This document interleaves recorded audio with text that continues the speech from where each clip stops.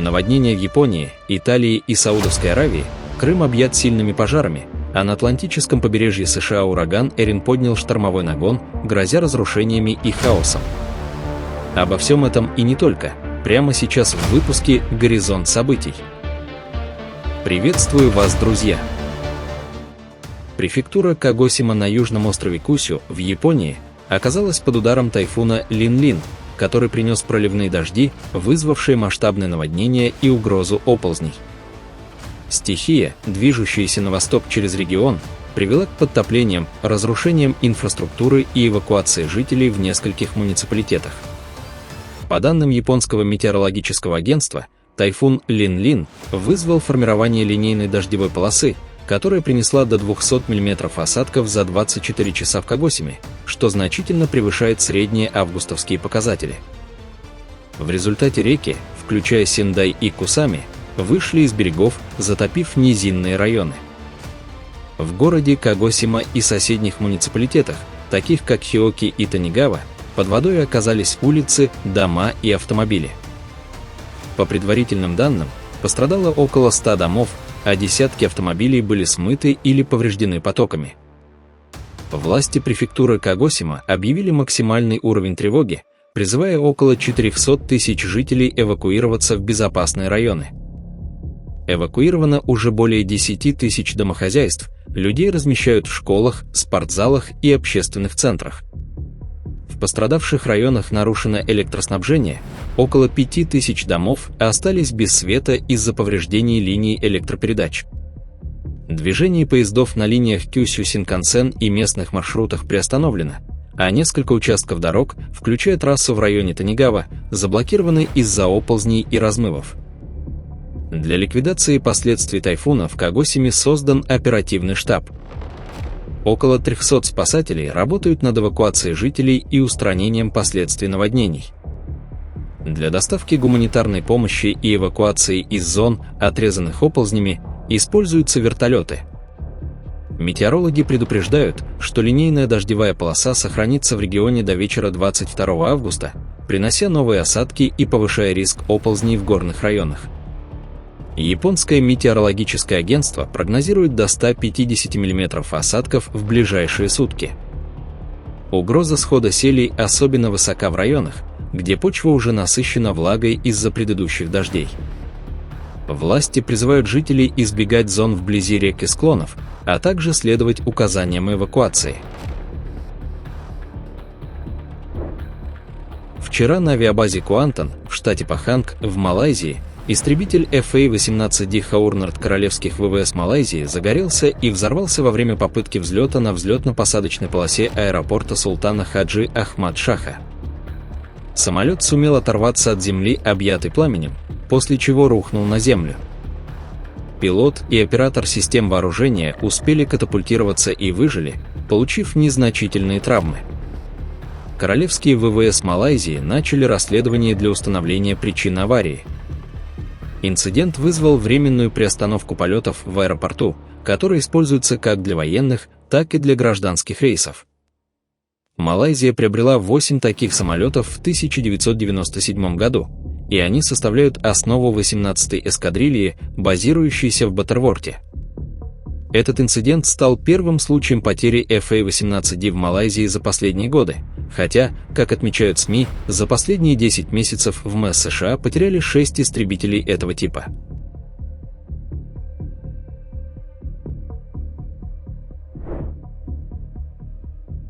Магаданская область столкнулась с масштабной паводковой ситуацией, вызванной продолжительными ливневыми дождями. По данным регионального гидрометцентра, за неделю в регионе выпало более полуторамесячной нормы осадков, что вызвало стремительный подъем уровня воды в реках. Паводки привели к серьезным разрушениям дорожной инфраструктуры. Федеральная трасса Р-504 Колыма, связывающая Магадан с Якутском, была закрыта на 3 участках. На 1725-м километре обрушился мост через реку Мякет, что полностью парализовало движение в районе поворота на курорт Талая. Кроме того, закрыты региональные дороги. В районе поворота Намсукчан около 40 автомобилей оказались заблокированными на затопленном участке трассы Колыма. Для борьбы с последствиями паводков в Магаданской области создан оперативный штаб, МЧС региона переведено в усиленный режим работы, задействовано около 200 спасателей. Дорожные службы уже восстановили проезд на 16 участках трасс за последние сутки, но работы продолжаются в круглосуточном режиме, так как уровень воды в реках начал снижаться лишь к 20 августа. Власти призывают жителей воздержаться от поездок по региональным трассам и следить за обновлениями оперативных служб. Друзья, у нас есть более подробный выпуск по данному событию, ссылку на него вы можете наблюдать в правом верхнем углу экрана. В районе Саддар, одном из оживленных коммерческих центров пакистанского города Карачи, произошел мощный взрыв на складе фейерверков, вызвавший пожар и значительные разрушения. По данным пакистанских СМИ, на складе хранились большие запасы пиротехники. Взрыв был настолько мощным, что его звук был слышен в нескольких районах города, а пожар быстро распространился на близлежащие строения. Повреждено около 10 магазинов и несколько автомобилей в радиусе взрыва. По информации полиции Карачи, пострадали не менее 34 человек, из них несколько находятся в критическом состоянии. Среди пострадавших – местные жители и работники склада.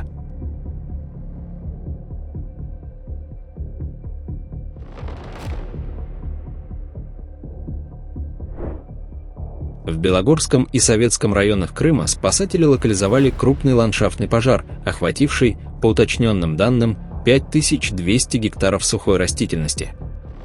По данным Главного управления МЧС России по Республике Крым, пожар начался из-за возгорания сухой травы в Советском районе и быстро распространился на земли Белогорского района из-за сильного ветра и засушливых условий.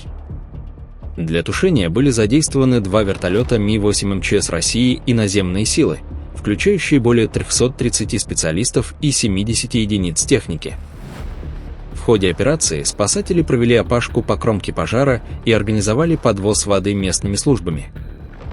Аэромобильная группировка МЧС, насчитывающая 160 человек, сыграла ключевую роль в предотвращении перехода огня на жилые зоны. Угроза населенным пунктам Малиновка, Лучевое, Северное, Васильевка и Хлебное была полностью устранена, жертв и пострадавших нет. Однако пожар нанес значительный ущерб природным территориям, уничтожив обширные участки степной растительности. Ситуация в Белогорском и Советском районах стабилизирована, но спасательные службы продолжают мониторинг, чтобы предотвратить новые возгорания. Друзья, если вас тоже не оставляют равнодушными катастрофические события, поддержите видео лайком и подпишитесь на канал. Напишите в комментариях, что происходит в вашем регионе.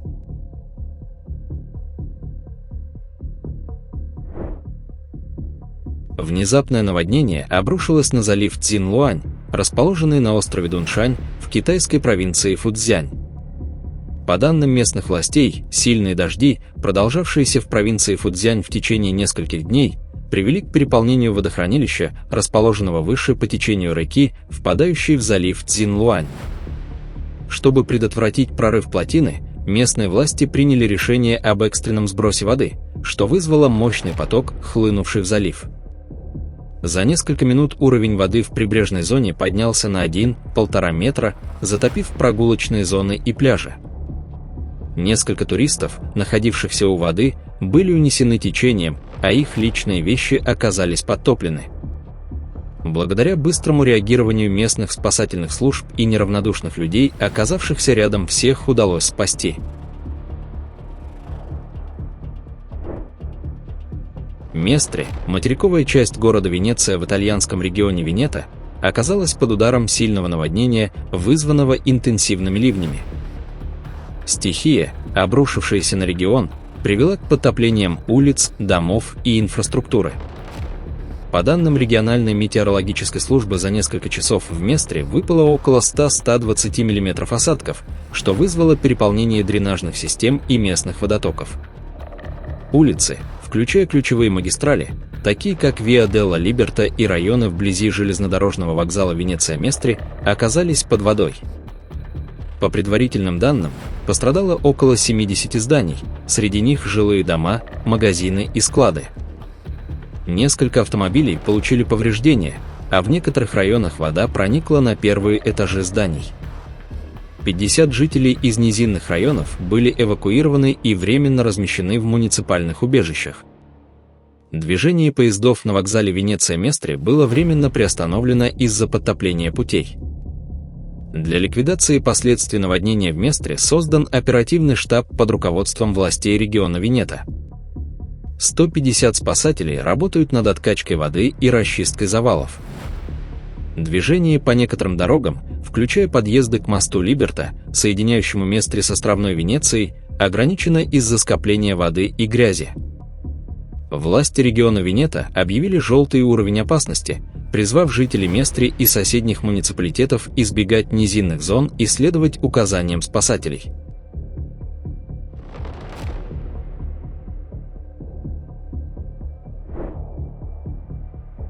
Город Таиф в провинции Мекка в Саудовской Аравии оказался во власти мощного шторма, принесшего проливные дожди и град. Событие стало частью продолжающихся аномальных погодных явлений на Аравийском полуострове, которые в последние годы все чаще вызывают наводнения и разрушения в этом традиционно засушливом регионе. По данным Национального центра метеорологии Саудовской Аравии, за несколько часов в Таифе выпало около 80-100 мм осадков, сопровождавшихся градом с градинами диаметром до 6 см и порывами ветра до 15 метров в секунду. Ливни вызвали переполнение ливневых систем города, превратив улицы в бурные потоки. Пострадало не менее 50 домов, а также десятки машин, поврежденных водой и градом. Наводнение затронуло центральные районы Таифа, включая улицы вблизи рынка Аль-Хавия и жилые кварталы на юго-востоке города. Около 30 жителей были эвакуированы из зон риска и размещены во временных убежищах, организованных в общественных центрах.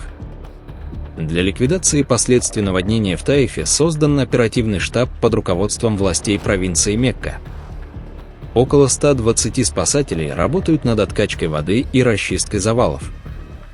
Управление гражданской обороны призвало жителей избегать низинных зон, подчеркивая повышенный риск оползней в горных районах вокруг Таифа. Метеорологи связывают шторм с редким для августа атмосферным фронтом, который принес влажные воздушные массы с Красного моря.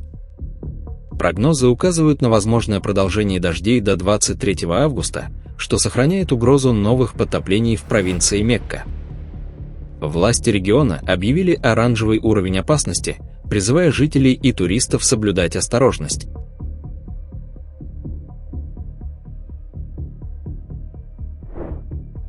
Атлантическое побережье американского штата Северная Каролина столкнулось с мощным штормовым нагоном, вызванным ураганом Эрин, который, хотя и не сделал прямого выхода на сушу, нанес значительный ущерб прибрежным районам, особенно внешним отмелям. Ураган, достигший пика интенсивности как шторм 5-й категории 16 августа, к моменту приближения к побережью ослаб до 2-й категории, но его огромный размер и сильные ветры вызвали разрушительные волны, наводнения и эрозию береговой линии. По данным Национального центра по ураганам и Национальной метеорологической службы, штормовой нагон в районе внешних отмелей привел к подъему уровня воды на 60-120 см выше нормы, особенно в зонах от мыса Лукаут-Дадак, включая заливы Памлика и Албимарл. В четверг утром станция мониторинга приливов в Дак зафиксировала уровень воды, соответствующий сильному наводнению. Волны высотой до 4,5-6 метров обрушились на побережье, вызывая значительную эрозию и подтопление участков шоссе 12. Для защиты населения власти округов Дер и Хайт ввели обязательные приказы об эвакуации для островов Хаттерас и Акракак. С последнего было эвакуировано более 2200 человек. Около 60 человек были спасены из опасных обратных течений на пляже Райтсвилл-Бич, несмотря на установленный запрет на купание. Губернатор Северной Каролины Джош Стейн объявил чрезвычайное положение.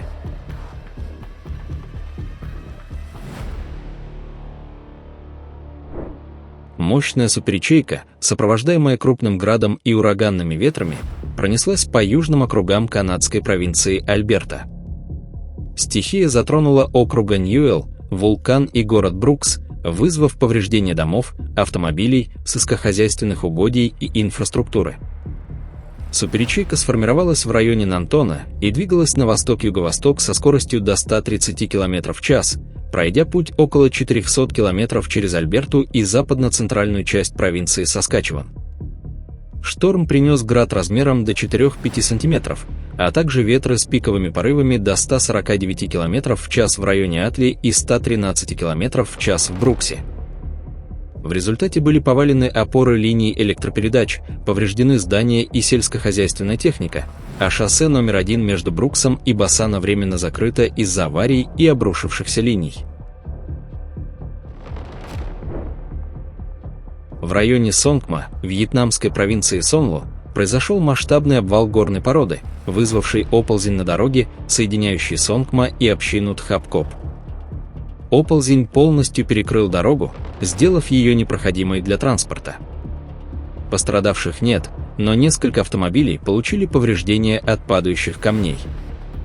Обвал был вызван продолжительными ливнями, которые, по данным Национального центра гидрометеорологического прогнозирования Вьетнама, насытили почву в горных районах Сонло до критического уровня.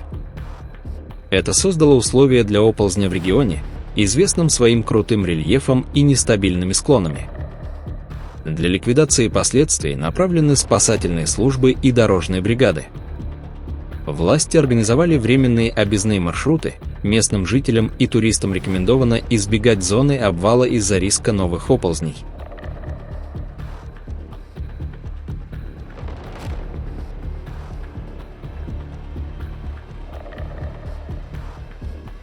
Друзья, на этом наш выпуск завершен. Будем рады видеть вас снова. Подписывайтесь и до встречи завтра в новом выпуске.